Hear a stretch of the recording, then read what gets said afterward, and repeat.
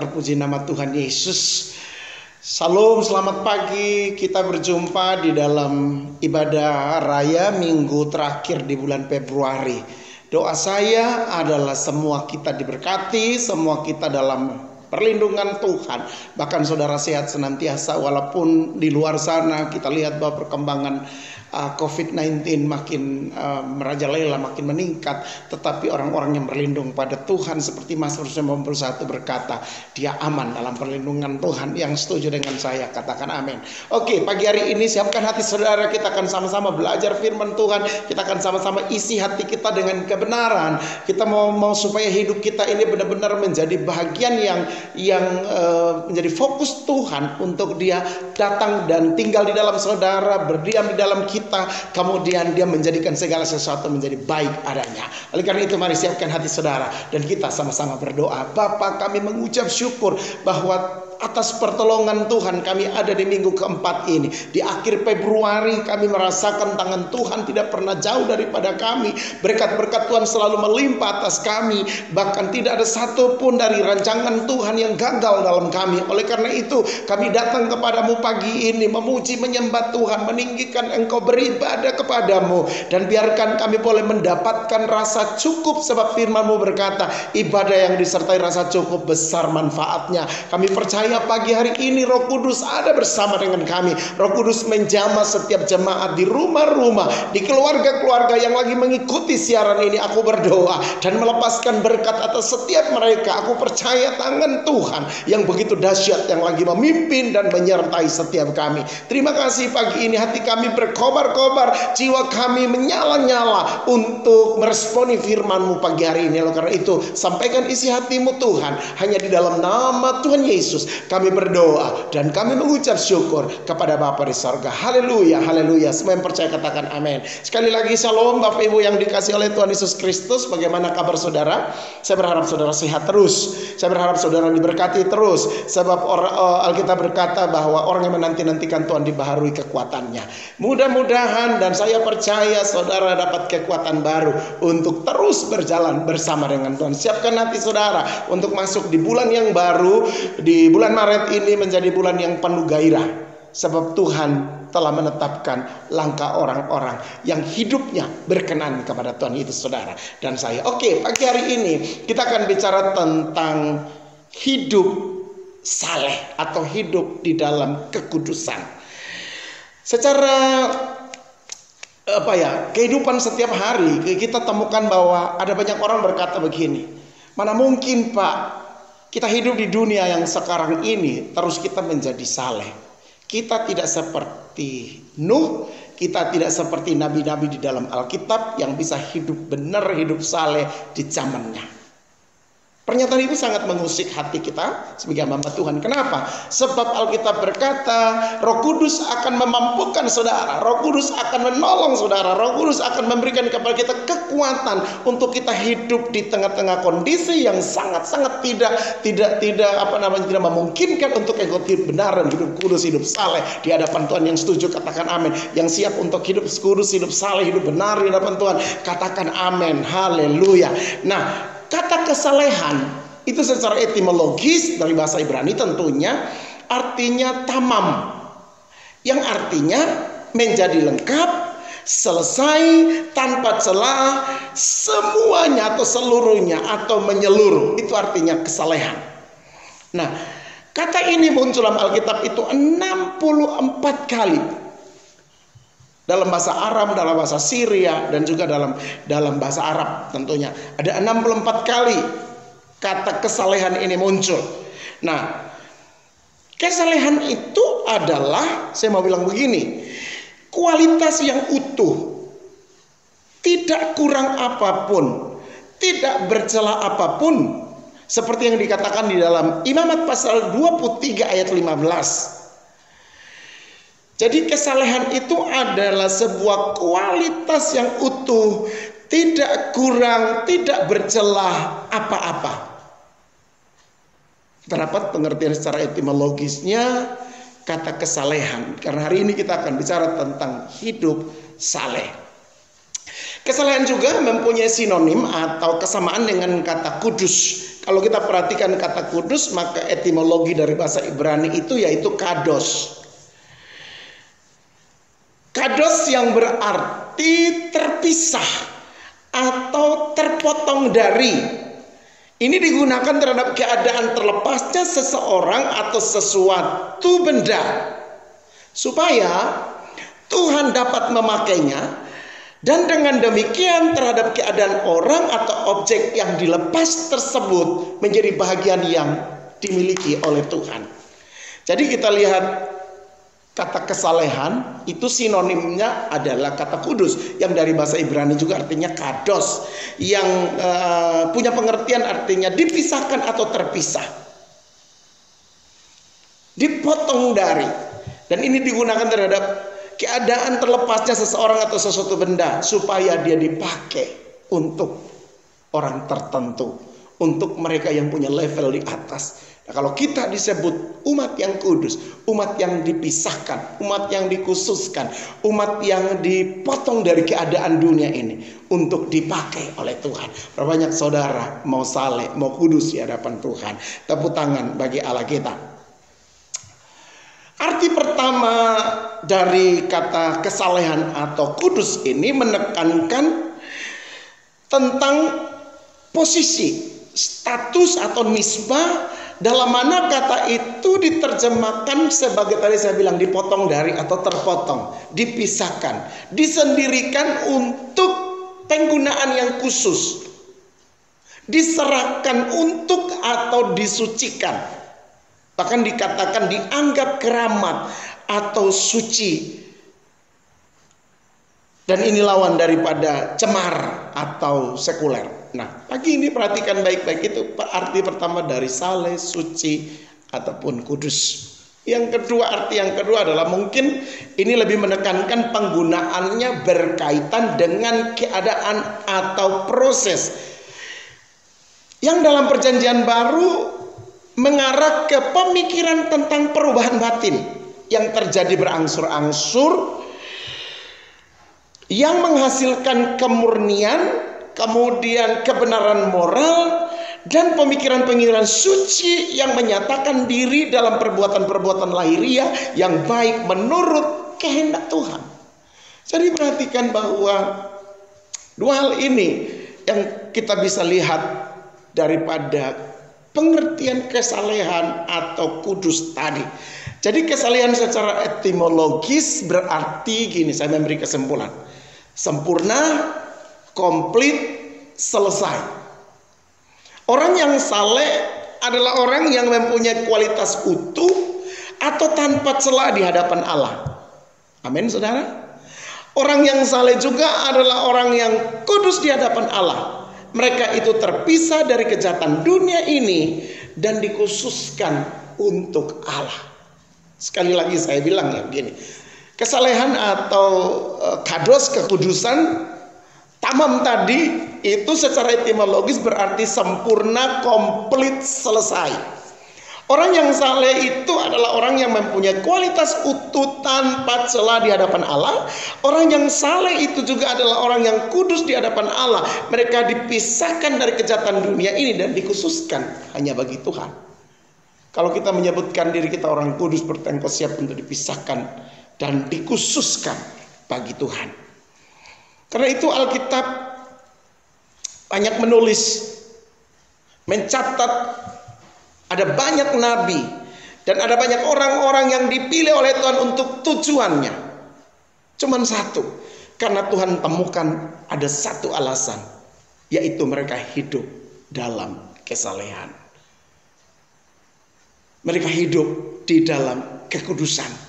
Mereka mau dipisahkan dari dunia ini dan hanya dipakai oleh Tuhan saja. Ini sesuatu yang sangat dalam di dalam kekristenan. Ini adalah sesuatu yang tidak gampang untuk kita kerjakan tiap-tiap hari. Sebab Allah mencari seseorang yang hidupnya saleh untuk dia pakai demi kerajaannya. Haleluya. Oke, mari temukan 1 Petrus pasal 2 ayat yang pertama hingga ayat yang kelima. Kita mau belajar hidup saleh pagi hari ini, dan ini menjadi sebuah respon kita terhadap Tuhan atas penebusannya, di mana sebagai umat yang berdosa yang kita harusnya dibinasakan, tapi Tuhan dengan kasih karunia-Nya menerima saudara, kemudian menyucikan kita, menebuskan kita secara cuma-cuma. Itulah sebabnya kita mesti belajar hidup saleh sebagai sebuah respon yang kita berikan kepada Tuhan. Nah, perhatikan 1 Petrus pasal 2 ayat yang pertama hingga ayat yang kelima, saya baca untuk saudara. Karena itu buanglah segala kejahatan, segala tipu muslihat dan segala macam kemunafikan, kedengkian dan fitnah, dan jadilah sama seperti bayi yang baru lahir, yang selalu ingin akan air susu yang murni dan yang rohani, supaya oleh kamu bertambah, bertumbuh dan beroleh keselamatan, jika kamu benar-benar telah mengecap kasih karunia Tuhan. Dan datanglah kepadanya batu yang hidup itu, yang memang dibuang oleh manusia, tetapi yang dipilih dan dihormati di hadirat Allah. Dan biarlah kamu juga dipergunakan sebagai batu hidup untuk membangun suatu rumah rohani bagi suatu imamat kudus, untuk mempersembahkan persembahan rohani yang karena Yesus Kristus berkenan kepada Allah.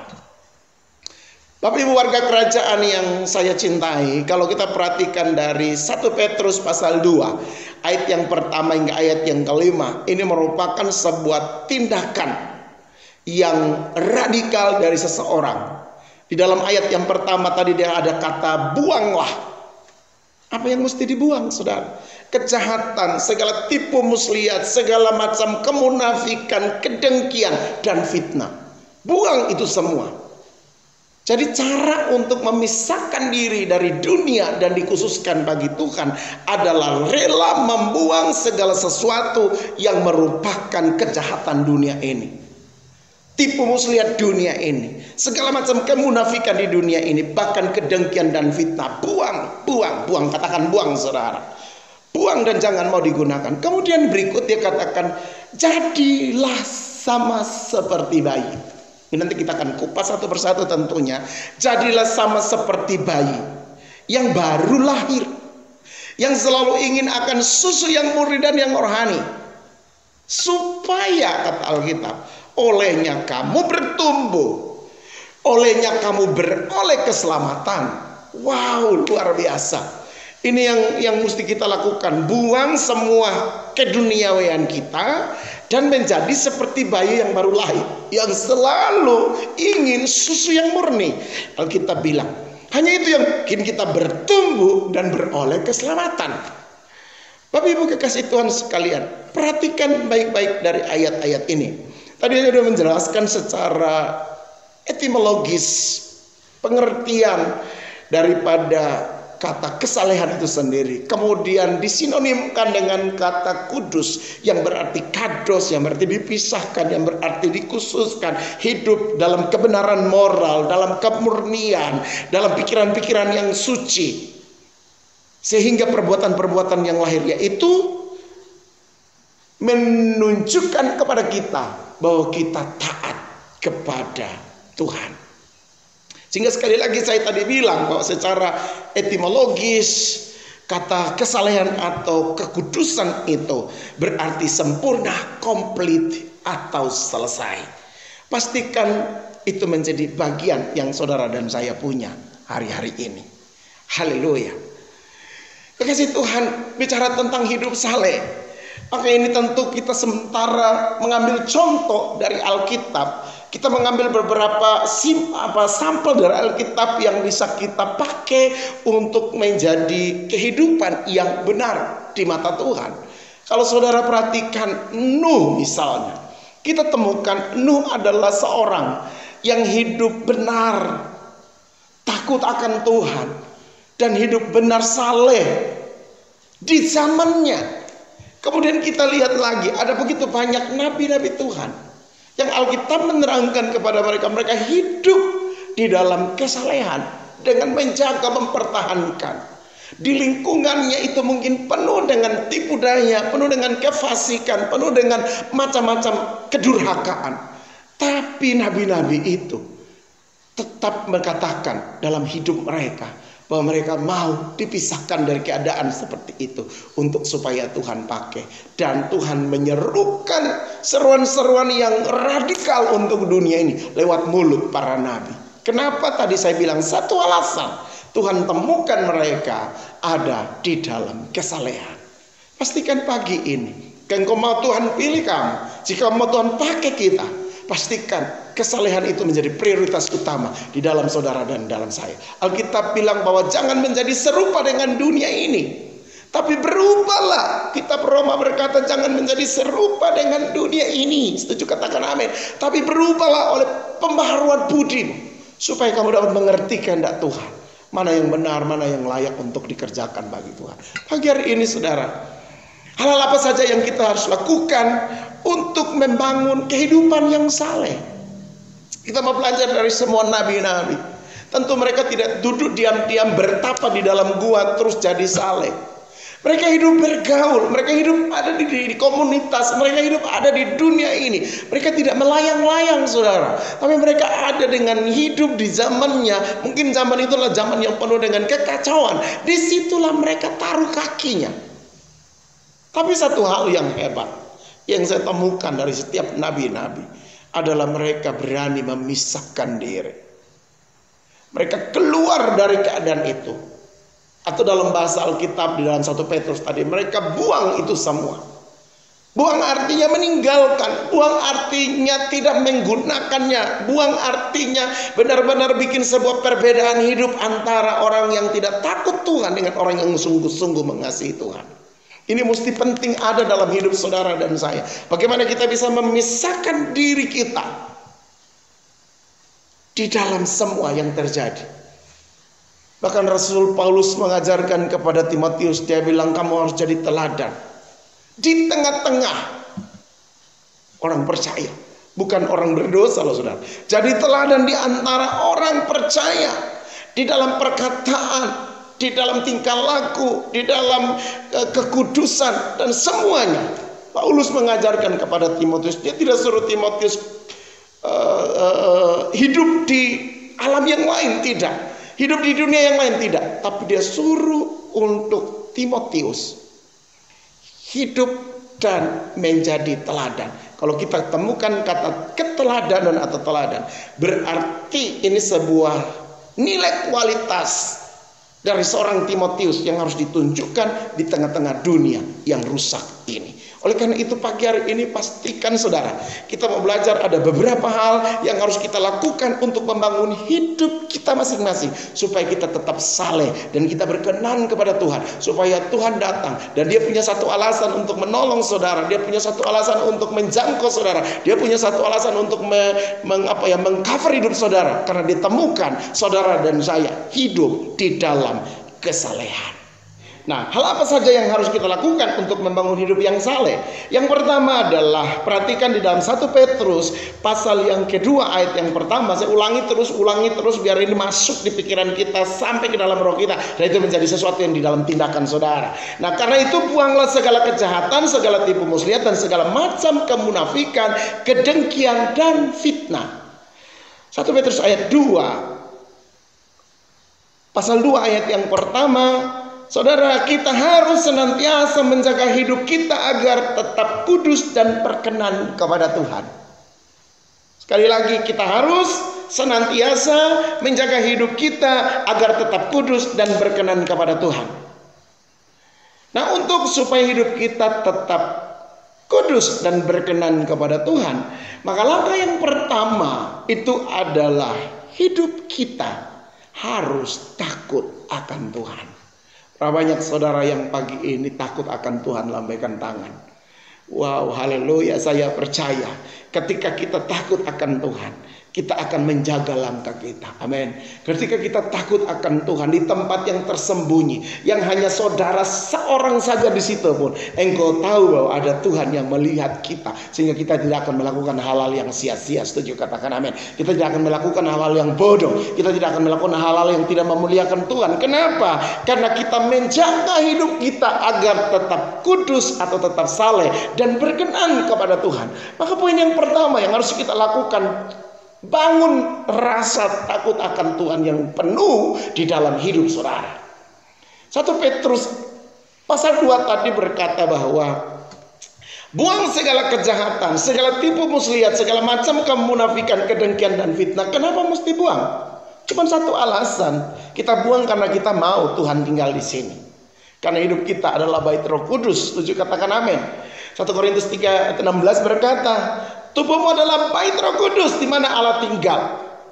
Dan kalau Allah tinggal, dia tidak mungkin tinggal di hati yang kotor. Dia tidak mungkin tinggal di hati yang busuk.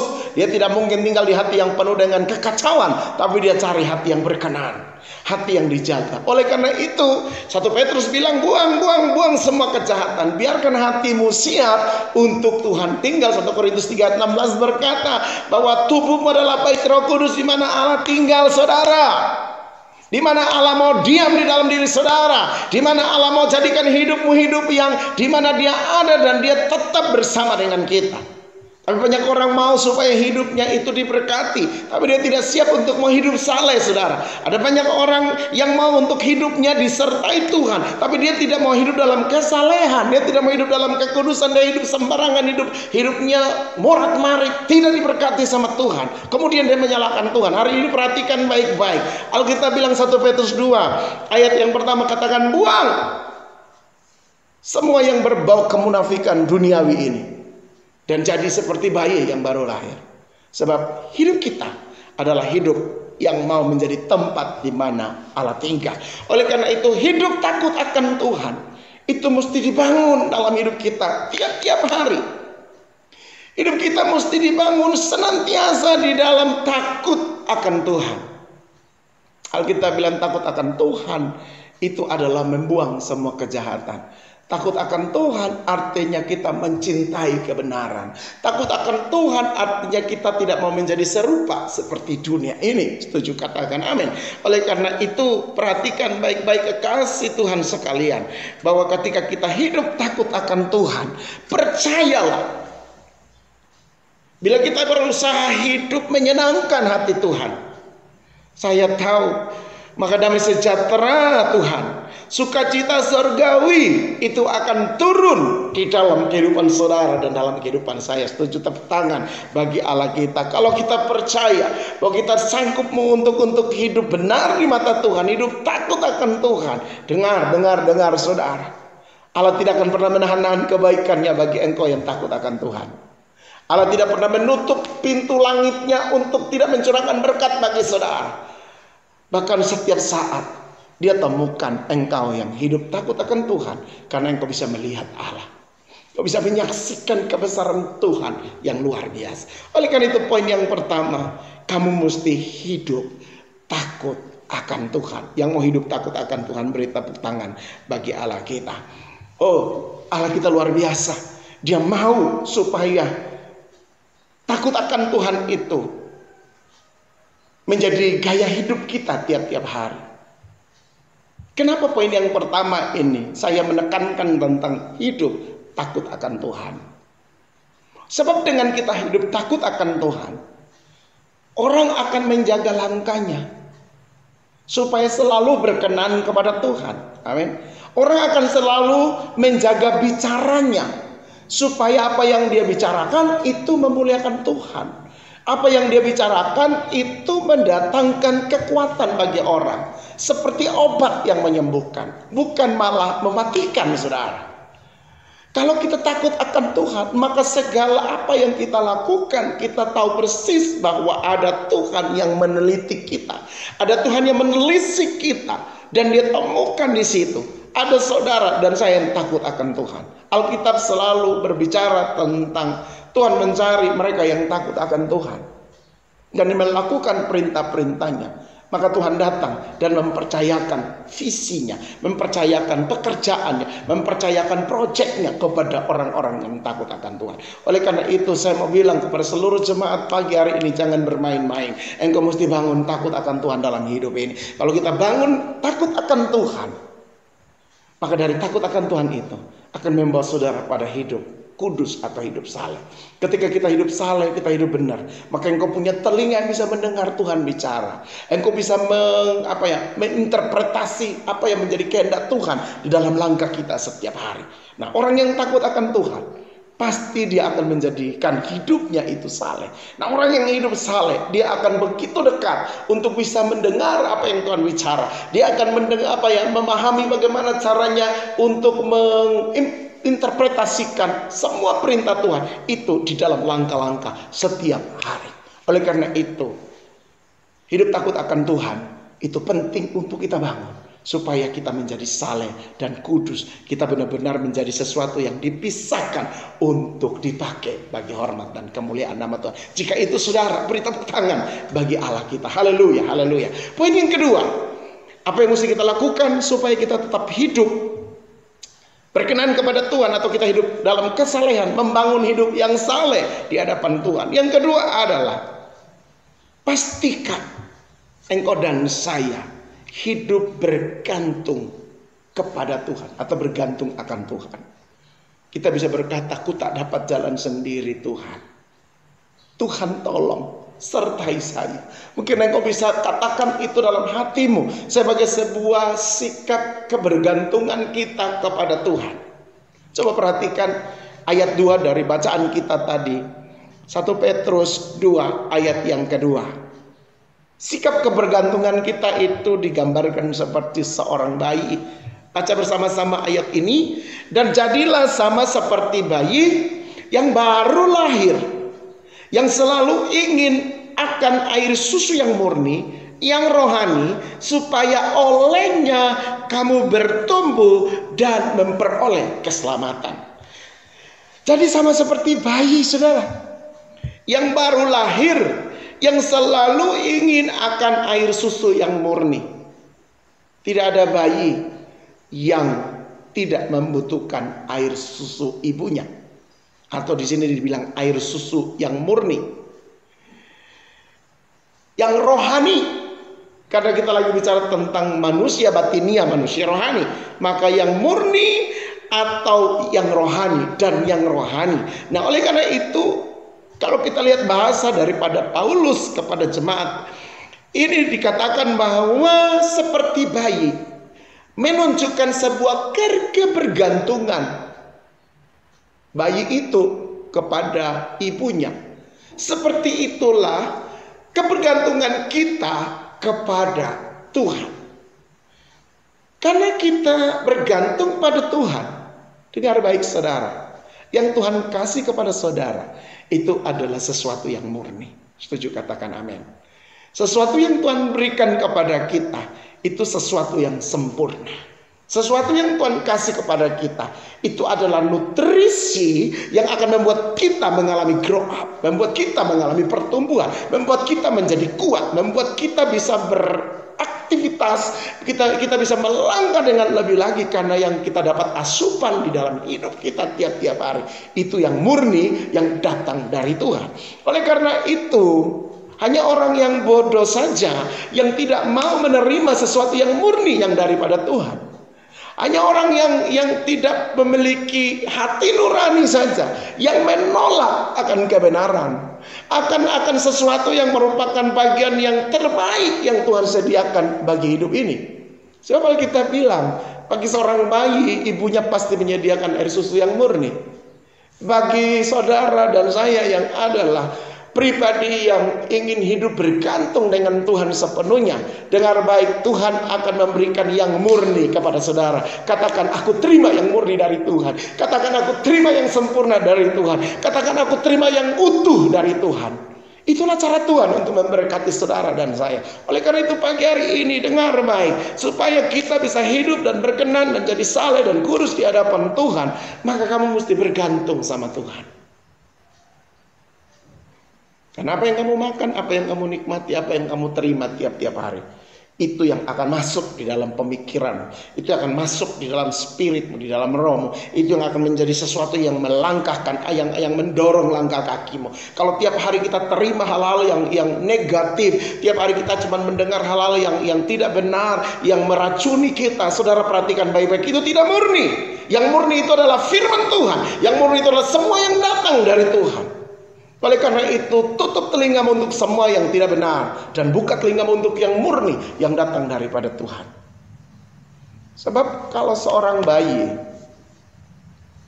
itu apa aja yang datang dia akan makan, dia akan terima, dia akan masukin di mulut.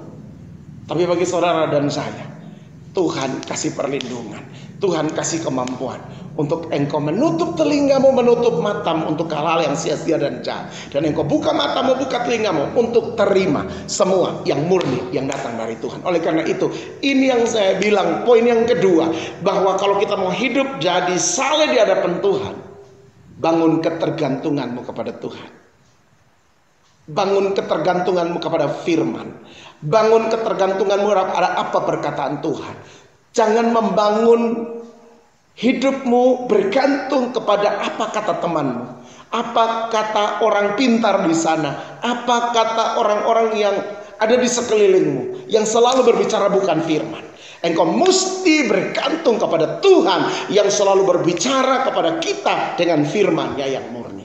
Alkitab bilang itu seperti air susu yang membuat kamu bertumbuh sehat, membuat kamu menjadi pribadi yang kuat di dalam Tuhan. Oleh karena itu, jadilah sama seperti bayi yang baru lahir. Setelah kita buang segala kejahatan, dan yang selalu ingin air susu yang murni, yang rohani, supaya olehnya, saudara perhatikan, supaya olehnya, oleh apa? Oleh makanan yang murni tadi, ketergantungan kita kepada kemurnian Tuhan tadi, itu yang akan membuat kamu bertumbuh dan beroleh keselamatan. Itu yang membuat kamu tumbuh dan kamu menjadi pribadi yang kuat di dalam Tuhan. Walaupun ada begitu banyak datang hal-hal yang mempengaruhimu, kamu akan tetap kuat. Kenapa? Karena kamu makan dan minum dari ketergantunganmu kepada Tuhan, yaitu yang murni. Dan pagi ini, pastikan engkau menjadi jemaat yang bergantung pada Tuhan, bukan bergantung pada manusia. Engkau menjadi pribadi yang bergantung kepada Allah, bukan kepada manusia, bukan kepada siapapun yang ada di sekitarmu.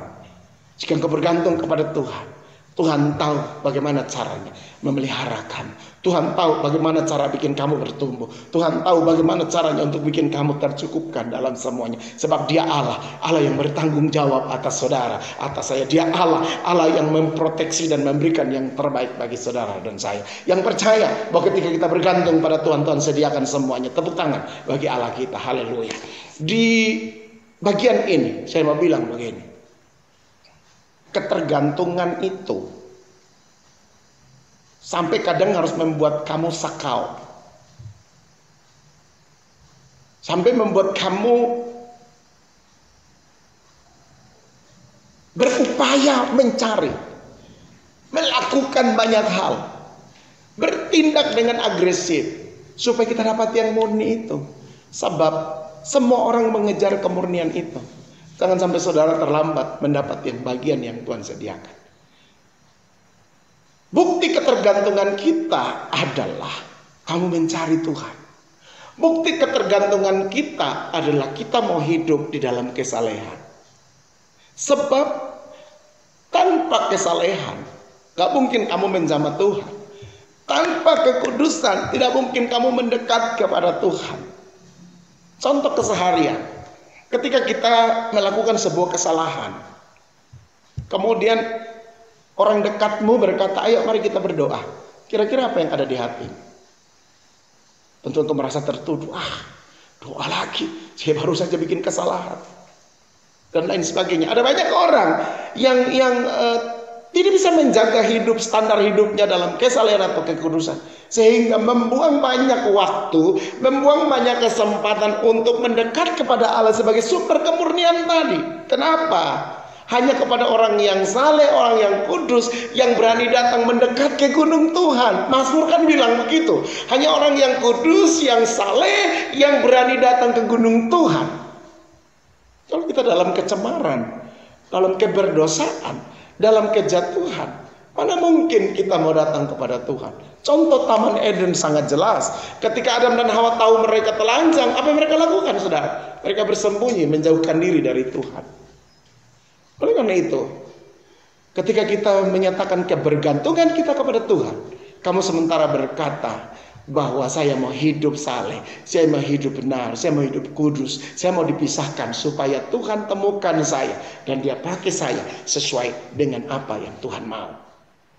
Amin, saudara. Sekarang kita masuk pada poin yang ketiga, bahwa apa yang mesti kita lakukan supaya kita dapat hidup benar dan hidup saleh, hidup dalam kekudusan. Poin yang ketiga saya mau bilang begini, 1 Petrus pasal 2 ayat yang ketiga, bahkan Kisah Rasul pasal 10 ayat 1 hingga ayat yang kedua. Saya mulai baca dulu 1 Petrus 2 ayat 3, dia katakan, jika kamu benar-benar telah mengecap kebaikan Tuhan, merasakan, menikmati kebaikan Tuhan. Jika kamu benar-benar telah mengecap kebaikan Tuhan. Kemudian Kisah Rasul pasal 10 ayat 1 dan 2 bicara tentang Cornelius. Apa yang Cornelius punya? Di Kaisarea ada seorang yang bernama Cornelius, seorang perwira pasukan yang disebut pasukan Italia. Ia saleh. Ia serta seisi rumahnya takut akan Allah, dan dia memberi banyak sedekah kepada umat Yahudi dan senantiasa berdoa kepada Allah. Jika kita perhatikan kehidupan perwira Italia, yaitu Cornelius orang Kaisarea ini, maka kita temukan bahwa dia takut akan Allah, dia saleh, dan dia banyak memberi sedekah. Tapi saya mau peringatkan kepada saudara dan saya, memberi banyak sedekah itu bukan jaminan dapat keselamatan. Tetapi kita mau melihat bahwa sebagaimanapun yang dilakukan ini, bahwa tentu kita baru bisa hidup taat kepada Tuhan jika kita sudah mengenal pribadinya dan mengetahui perintahnya. Bahkan kita tidak bisa membalas kasih karunia-Nya. Jadi kalau kita seperti Cornelius memberi sedekah, itu adalah karena kita mengucap syukur, karena kita sudah mengecap kebaikan Tuhan. Di ayat yang ketiga tadi dari 1 Petrus pasal 2. Jika kamu sudah mengecap kasih karunia Tuhan, maka kita mesti taat sama Tuhan. Taat adalah sesuatu yang sangat penting, karena ini berbicara tentang sikap hati kita kepada Tuhan, sikap hati kita kepada firman, sikap hati kita kepada semua yang mengkontribusi supaya kita bertumbuh dan menjadi hidup saleh di hadapan Tuhan. Oleh karena itu poin yang ketiga, saudara mesti perhatikan baik-baik bahwa hidup taat kepada Tuhan itu akan membawa kita menjadikan hidup kita benar-benar tidak tergoyahkan untuk mempertahankannya, tetap kudus, saleh, dan berkenan kepada Tuhan. Caranya adalah saudara bergaul dengan Tuhan, membaca dan merenungkan firman Tuhan. Oleh karena itu pada pagi hari ini di dalam pemberitaan firman Tuhan ini, ketika kita bicara tentang hidup saleh, kita bicara tentang standar kehidupan anak-anak Tuhan yang dicari oleh Tuhan. Jika engkau mau adalah pribadi yang dicari Tuhan dan Dia temukan kamu, maka pastikan hidup saudara di dalam keluargamu, engkau seperti Cornelius yang hidup benar, hidup saleh, hidup takut akan Tuhan, dan selalu berdoa. Alkitab bilang tadi, dan dia memberi banyak kemurahan hati kepada orang-orang Yahudi. Pastikan pagi hari ini bahwa engkau adalah orang yang punya standar kehidupan yang Tuhan temukan di kota ini, dan dia datang untuk memberkati saudara. Dia datang untuk mempercayakan visi besar kepada saudara. Kenapa? Karena dia temukan engkau dan saya adalah orang yang berkenan kepada Tuhan. Puji nama Tuhan. Biar pagi hari ini firman Tuhan ini menguatkan saudara, membawa saudara untuk melangkah lebih lagi, membuat saudara untuk mengerti bahwa ada satu standar yang mesti kita capai, dan jangan berhenti, terus ada di situ, jaga sampai Tuhan datang kembali yang kedua kali. Tuhan Yesus memberkati saudara. Buka tanganmu dan katakan kepada Tuhan pagi ini, Tuhan, bicara tentang hidup saleh. Ini bicara tentang pribadi yang Tuhan cari. Kalau hari ini, pagi ini, hidupku, hidup saudara belum mencapai standar yang Tuhan mau, katakan, Tuhan, bantu kami. Roh Kudus tolong kami, supaya kami bisa dalam keseharian kami membuang segala kejahatan, dan kami menjadi hidup seperti bayi yang bergantung kepada air susu yang murni itu kepada Tuhan. Pagi hari ini Bapa di sorga, aku berdoa untuk seluruh jemaat. Di akhir daripada bulan Februari ini, Engkau bicara tentang hidup dalam kesalehan. Artinya bahwa Tuhan ingin supaya dia nemukan orang-orang yang mau dia pakai, yang mau dia percayakan pekerjaannya di kota ini. Dan dia temukan saudara dan saya. Bapak, aku berdoa, biar Engkau tanganmu turun atas setiap kami. Berkati kami, mampukan kami, kuatkan kami. Lebih daripada itu, tarik kami lebih dekat kepadamu. Supaya kami hidup di dalam perkenananmu, hidup dalam ketaatan padamu, hidup dalam kekudusan. Sehingga apapun yang Engkau dapat di dalam hidup kami, Engkau tahu bahwa ini kami pribadi yang siap untuk dipakai.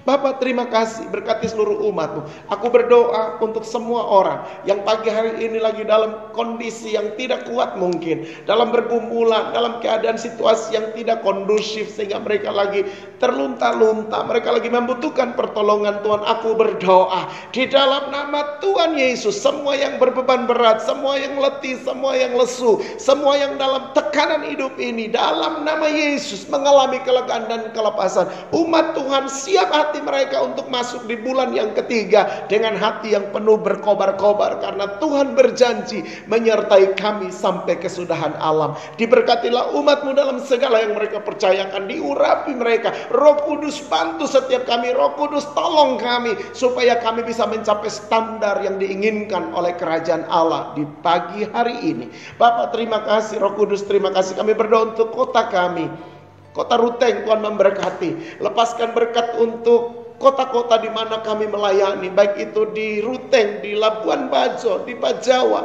Tuhan memberkati gereja-gereja yang ada bertumbuh maksimal. Mereka menikmati kuasa Allah, mereka menikmati pertolongan Allah. Dan aku berdoa untuk seluruh jemaat, baik di Ruteng, baik di Bajawa, baik di Labuan Bajo, mereka dalam perlindungan Tuhan, dalam kuasa Tuhan. Jauhkan dari mara bahaya, kecelakaan, sakit, penyakit apapun itu, dan mereka menerima kebaikan Tuhan. Dan pagi hari ini kami akan segera selesai dengan ibadah ini. Sekiranya tangan Tuhan yang luar biasa terkedang atas seluruh jemaat-Mu, dan memberkati kami semua dengan berkat Abraham, Ishak, dan Yakub, berkat yang tak terhingga, berkat yang penuh dengan kuasa yang membuat kami naik dan bukan turun, menjadikan kami kepala dan bukan ekor, membuat kami berhasil dalam segala yang kami kerjakan.